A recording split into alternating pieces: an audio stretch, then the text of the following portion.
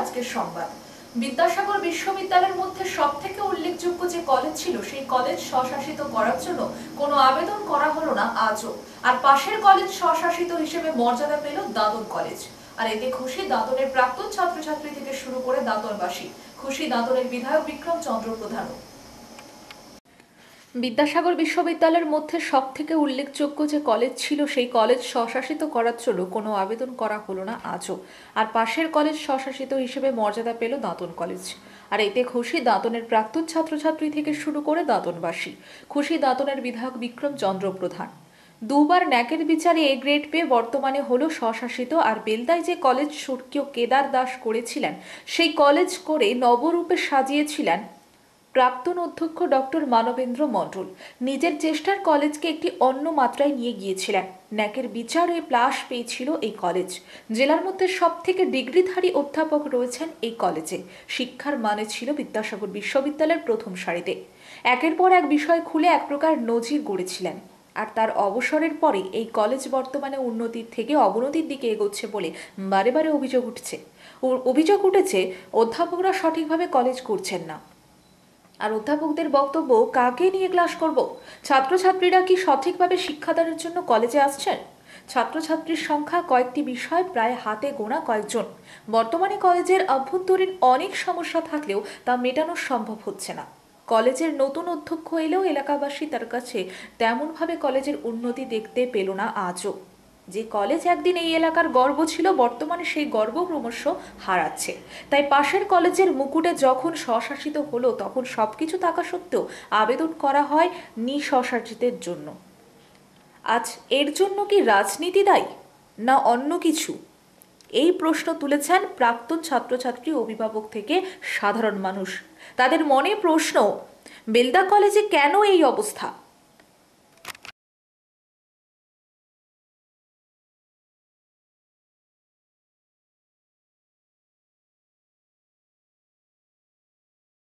বাসের ছাদে যাত্রী তোলা নিষিদ্ধ। আর তাকে বুড়ো আঙুল দেখিয়ে বেলদা কলেজে পরীক্ষা দিতে আসা ছাত্রদের বাসের শীতে বিকেলে বাসের ছাদে ওঠার পরামর্শ দিলেন গাড়ির কর্মীরা। সেই মতো বাসের ছাদ ভর্তি করে বাস ছুটলো। আর এর থেকে প্রশ্ন উঠলো, কবে সচেতন হবে? বাসের ছাদে যাত্রী তোলা নিষিদ্ধ। আর তাকে বুড়ো আঙুল দেখিয়ে বেলদা কলেজে পরীক্ষা দিতে আসা ছাত্রদের বাসের শীতের বিকেলে বাসের ছাদে ওঠার পরামর্শ দিলেন গাড়ির কর্মীরা। সেই মতো বাসের ছাদ ভর্তি করে বাস ছুটল। আর এর থেকে প্রশ্ন উঠল, কবে সচেতন হবে? উল্লেখ থাকে, নেতাজি বিশ্ববিদ্যালয়ের পরীক্ষা চলছে বেলদা কলেজে। কাঁথি এগরা থেকে ছাত্রছাত্রীরা পরীক্ষা দিতে আসছে বেলদায়। আর বিকেল 4টার পরে তারা যখন বাড়ি ফিরছে তখন ছাত্রছাত্রীর সংখ্যা বেশি থাকায় এক প্রকার বাদুর ছোলা অবস্থায় বাসে উঠে বাড়ি ফিরছেন। একদিকে বেলদা থেকে জাহালদা পর্যন্ত রাস্তা মেরামতের কাজ চলছে, বেহাল রাস্তা, অপরদিকে তীব্র ঠান্ডা। সবকে উপেক্ষা করে এইভাবে বাসের ছাদে যাত্রী তোলা নিয়ে নানা প্রশ্ন তুলেছেন বেলদাবাসীরা।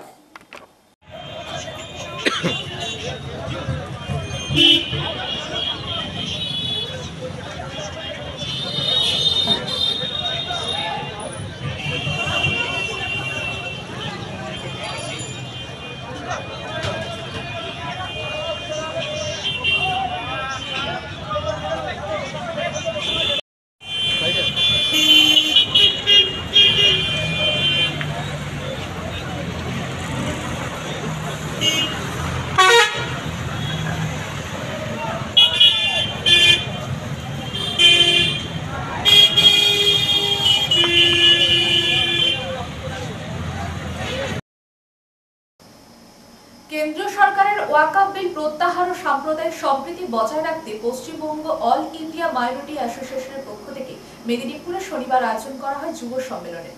মেদিনীপুরের বিদ্যাসাগর হলে আয়োজন ছিল এই সম্মেলনের, যেখানে উপস্থিত হয়েছিলেন অল ইন্ডিয়া মাইনরিটি অ্যাসোসিয়েশনের সর্বভারতীয় সম্পাদক সৈয়দ নুরুল আমিন। আগামী দিনে এই জেলাতে সংগঠনের পক্ষ থেকে আরো কর্মসূচি নেওয়া হবে বলে জানান তিনি। আইডেন্টিটি আছে, সেখানে আমরা কখনোই আমি সেটাকে নষ্ট করব না। আমি নামাজ পড়লাম, আমি নামাজ পড়ে এলাম, কিন্তু আমি সংগঠনের ব্যানারে কখনো কখনো কখনো এমন কিছু কাজ করব না। আলী ভাই কখন এলেন? আচ্ছা আচ্ছা, ঠিক আছে, অসুবিধা নেই, কোনো অসুবিধা নেই। এত তৃণমূলের লিডারও এখানে আছে বলছি। এইরকম লিডারদেরকে আমার খুব ভালো লাগে, কারণ এরা খুব ক্লোজ। লড়াইটা সিপিএমের বিরুদ্ধে ছিল এই পশ্চিম মেদিনীপুরে। ওই ভদ্রলোক, এরা জানে কেশপুরে তৎকালীন সিপিএমের লোকেরা আইমাকে মিটিং করতে দেয়নি, 2010-এর কথা বলছি। তখন আইমাকে তৃণমূলের লোক বলা হয়েছে। আজ আইমাকে একদম লোক তৃণমূলের শত্রু মনে করছে। কিসের জন্য? একটাই কারণ, আমাদের দৃষ্টিভঙ্গি, আমাদের ভিশন খুবই পরিষ্কার যে আমরা এখানে এই জন্য দাঁড়িয়েছি যে আমাদের সমাজে পিছিয়ে পড়া লোকেদেরকে সচেতন করতে হবে।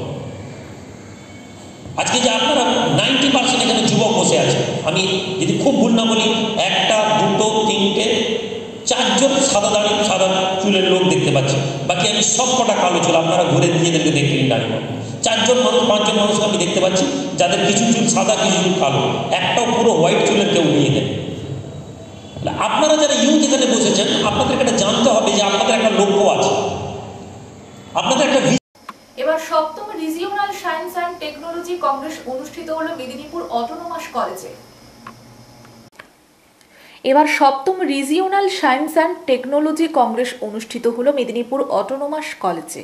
পশ্চিমবঙ্গ সরকারের department of science and technology and biotechnology দপ্তরের মন্ত্রী উজ্জ্বল বিশ্বাসের হাতে প্রদীপ প্রজ্বলনের মাধ্যমে অনুষ্ঠানের সূচনা হয়। এই আলোচনায় অংশ নিলেন ঝাড়গ্রাম, পুরুলিয়া, বাঁকুড়া সহ ভিন্ন জেলার অংশ রাজ্যের 452 জন বিজ্ঞানী, অধ্যাপক এবং গবেষক। স্বশাসিত মেদিনীপুর কলেজে শুক্রবার মন্ত্রীর হাত ধরে উদ্বোধন হলো 7ম regional science and technology congress. দুদিন ব্যাপী এই অনুষ্ঠানে এই দিন প্রদীপ জ্বালিয়ে উদ্বোধন করেন পশ্চিমবঙ্গ সরকারের department of science and technology and biotechnology দপ্তরের মন্ত্রী উজ্জ্বল বিশ্বাস, যা মেদিনীপুর কলেজের মুকুটে পালক যোগ হলো বলেই মনে করছে শিক্ষাবিদরা।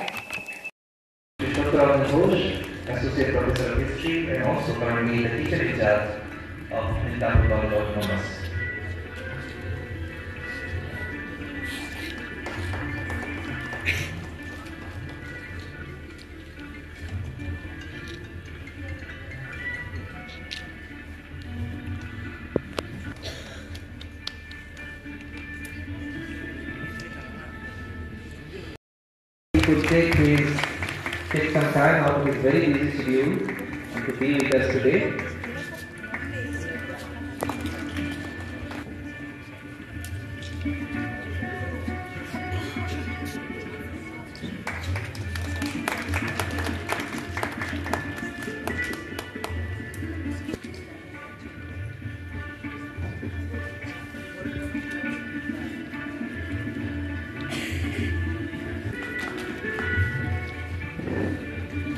We now Medinipur Jila Parishad. Srimati Pratibha Rani Maiti, Sabadipati, is hereby uncovered and released. সবাই কি দেন ওখানে, ওইদিকে দেন, ওইদিকে এই প্রদীপটাকে সরিয়ে নিলে হয়। স্যার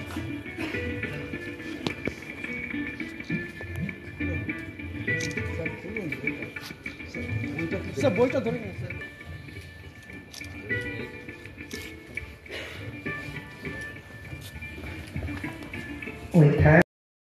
পূর্ব ঘোষিত সিদ্ধান্ত অনুযায়ী তরুণ থিয়েটারের উদ্যোগে বিদ্যালয় ভিত্তিক নাট্য কর্মশালা অনুষ্ঠিত হলো মেদিনীপুর বিদ্যাসাগর বিদ্যাপীঠ গার্লস হাই স্কুলে। পূর্ব ঘোষিত সিদ্ধান্ত অনুযায়ী তরুণ থিয়েটারের উদ্যোগে বিদ্যালয় ভিত্তিক নাট্য কর্মশালা অনুষ্ঠিত হলো মেদিনীপুর বিদ্যাসাগর বিদ্যাপীঠ গার্লস হাই স্কুলে। 4 জানুয়ারি কর্মশালায় 49 জন ছাত্রী অংশগ্রহণ করে। প্রশিক্ষক হিসেবে উপস্থিত ছিলেন ডক্টর হিমাদ্রি মণ্ডল, দীপশিখা চক্রবর্তী, অনুপম চন্দ্র। এই কর্মশালায় সৃষ্ট সুরজিৎ সেন রচিত গাছ কথা নাটকটি শিক্ষার্থী ছাত্রীরা 4 জানুয়ারি উপস্থিত শিক্ষক শিক্ষিকা ও ছাত্রীদের সামনে পরিবেশন করে। 4 জানুয়ারি সমাপ্তি অনুষ্ঠানে উপস্থিত ছিলেন তরুণ থিয়েটারের পক্ষে সংগঠনের সভাপতি সত্যব্রত দোলই ও সম্পাদক বিশ্বজিৎ কুণ্ডু, প্রখ্যাত নাট্যকার পার্থ মুখোপাধ্যায়, নাট্যশিল্পী অসীম বসু, বিদ্যালয়ের সহকারী শিক্ষিকাবৃন্দ এবং প্রশিক্ষকবৃন্দ। বিদ্যালয়ের প্রধান শিক্ষিকা স্বাতী বন্দ্যোপাধ্যায় সহ উপস্থিত সকলেই তরুণ থিয়েটারের উদ্যোগকে সাধুবাদ জানান এবং অভিনব প্রয়াসের ভূয়সী প্রশংসা করেন। পার্থ মুখোপাধ্যায় তার বক্তব্যে শিক্ষার সাথে নাটকের যে একটি সুন্দর সম্পর্ক রয়েছে সেই বিষয়ে আলোকপাত করেন। সত্যব্রত দোলই তার বক্তব্যে বলেন, তরুণ থিয়েটারের এই উদ্যোগে আরও প্রসার লাভ করবে, এই ব্যাপারে তিনি আশাবাদী।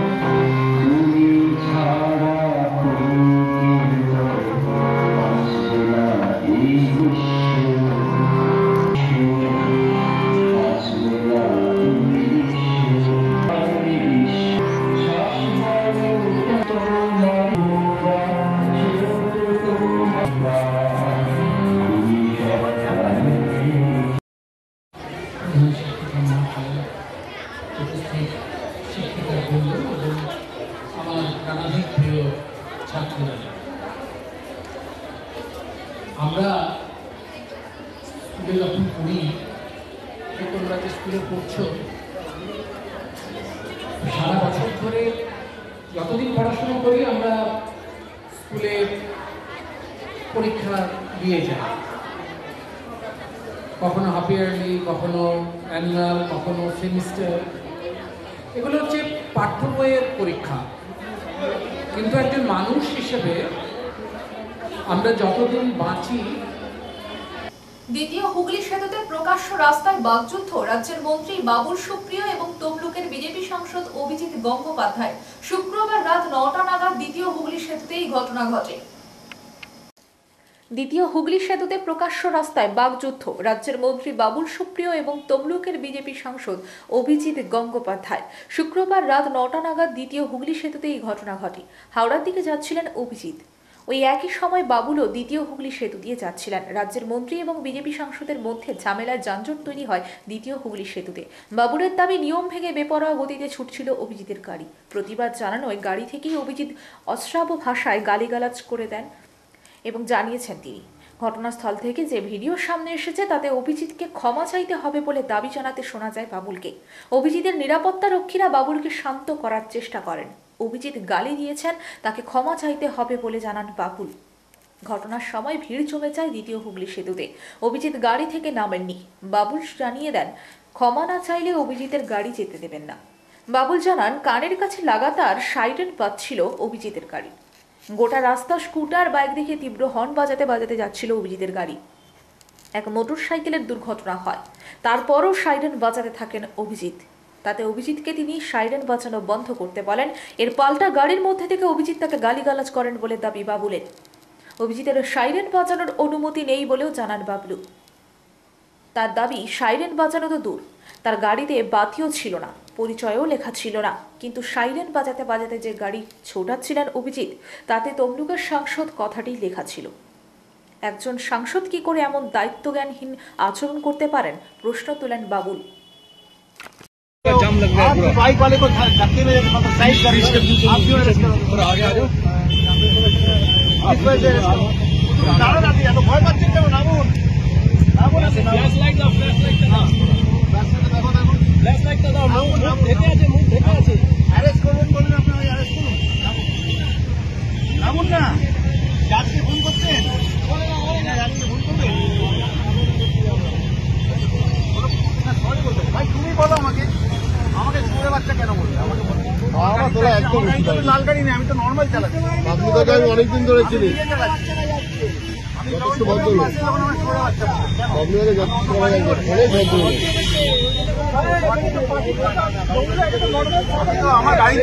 আমার গাড়িতে তো এমএলএ বালিগঞ্জ, যেখানে উনি এমপি তমলুক লিখে রেখেছেন।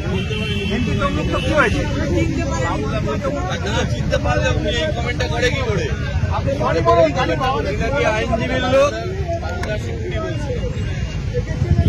সরি বলতে বলুন, সরি বলুন, সরি সরি আইনজীবীর লোক।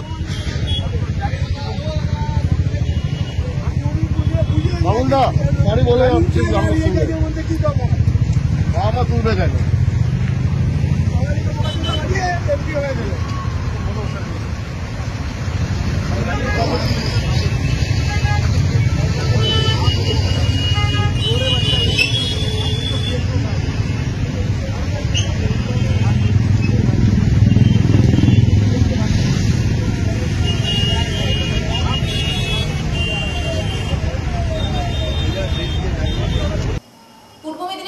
কাঁথি শহরে কাঁথি অরবিন্দ স্টেডিয়ামে দিবারাত্রি দুদিনের দিদি কাপ ক্রিকেট টুর্নামেন্টের শুভ উদ্বোধন হলো শনিবার। পূর্ব মেদিনীপুর জেলার কাঁথি শহরে কাঁথি অরবিন্দ স্টেডিয়ামে দিবারাত্রি দুদিনের দিদি কাপ ক্রিকেট টুর্নামেন্টের শুভ উদ্বোধন হলো শনিবার। পরিচালনায় ইন্দিরা ক্লাব। মমতা বন্দ্যোপাধ্যায়ের জন্ম তারিখ 5 জানুয়ারি, তাই সেই দিনটিকে পালন করার উদ্দেশ্যে এই দিদি কাপের আয়োজনের মূল কর্তা ব্যক্তি রামনগর বিধানসভা কেন্দ্রের বিধায়ক অখিল গিরি ও কাঁথি পৌরসভার চেয়ারম্যান সুপ্রকাশ গিরি। 16টি দলের খেলা। শনিবার দুপুর 2টো নাগাদ কুণাল ঘোষ দিদি কাপের খেলার মাঠে উপস্থিত ছিলেন। ব্যাট করেন কুণাল ঘোষ, বল করেন সুপ্রকাশ গিরি।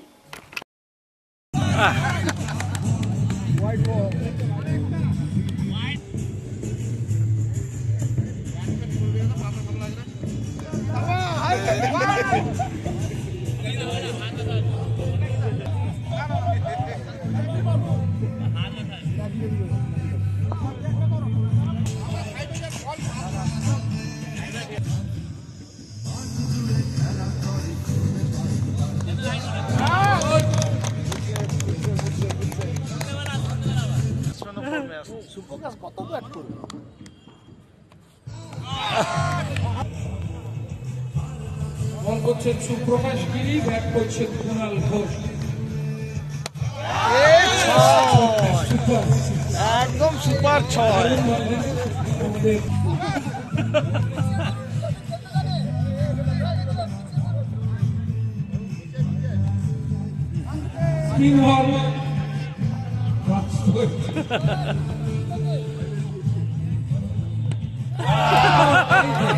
ব্যাটে বল হয়ে গেছে।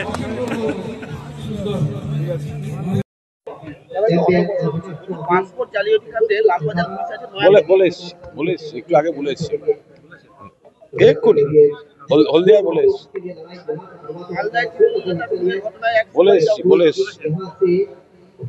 এক ঘন্টা আগে বলেছি, বলে নতুন কিছু হবে না। হ্যাঁ, ক্রিকেট সবাই ভালোবাসে, কিন্তু সবার পক্ষে তো সব জায়গা থেকে গিয়ে ইডেন গার্ডেন্স বা কোথাও খেলা দেখা সম্ভব হয় না।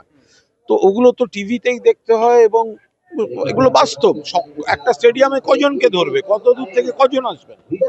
তো তারা সবাই টিভিতে খেলা দেখেন, আমরা সবাই দেখি, সারা বিশ্বের খেলা দেখি, কিন্তু একটা সেরা খেলার যে আমেজ মাঠে বসে উপভোগ করা, সেইটা কিন্তু ইন্দিরা ক্লাব দিদি কাপ করে কাঁথিতে করে দিয়েছে। অর্থাৎ টিভিতে নিশ্চয়ই আমরা সিডনিতে ইন্ডিয়ার খেলা দেখব, বিদেশে যে প্রান্তে হোক দেখবো, দেশের যে প্রান্ত হয় দেখবো, বাংলার যে প্রান্ত হয় দেখবো, কিন্তু আমার এলাকায়, আমার শহরে, আমার জেলায় একদম প্রথম সারির একটা প্রতিযোগিতাপূর্ণ ম্যাচ, কোনো ফ্রেন্ডলি ম্যাচ বা কারোর বেনিফিট ম্যাচ নয়, প্রতিযোগিতামূলক ম্যাচ, এবং সারা ভারতের টেনিস বলের সেরা খেলোয়াড়দের নিয়ে সমান উত্তেজনা, সমান রুদ্ধশ্বাস, টানটান খেলা এবং কৌশল, এই দক্ষ প্লেয়ারদের নিয়ে এই আমেজটার কিন্তু একটা মজাই আলাদা, যেটা সুপ্রকাশ ইন্দিরা ক্লাব থেকে এই দিদি কাপ করে কাঁথির মানুষকে উপহার দিয়েছে। দুর্গাপুজোর পর থেকে কাউন্টডাউন শুরু হয় দিদি কাপের দিনক্ষণ, বা এবছর কি নতুন নতুন কি থাকছে কিনা? না, সেটা তো লেজার শুধু আমি আগের রাতে এসেছিলাম, এবার আমার একটু দিনে আসতে হয়েছে, আমি রাতে পারবো না, কিন্তু মানে অপূর্ব, মানে মনে হয় যেন, মানে গতবার তো মনে হচ্ছিল ইডেন গার্ডেন্সে বসে আছি। পুরোদস্তুর যে রাতের যে পরিবেশ ছিল, ভাষা মানুষ, জনজোয়ার, টান টান খেলা, ফ্লাড লাইট, স্ক্রিন, বড় টিভির বড় স্ক্রিনে খেলা, তার মধ্যে লেজার শো, ফলে এটা তো একদম মনে হচ্ছে যেন একটা আন্তর্জাতিক বড় ক্রিকেটের যে যা যা থাকে, তো সমস্তটা যেন কাঁথিতে এই দিদি কাপে ইন্দিরা ক্লাব নামিয়ে এনেছে। সংবাদ এই পর্যন্ত, নমস্কার।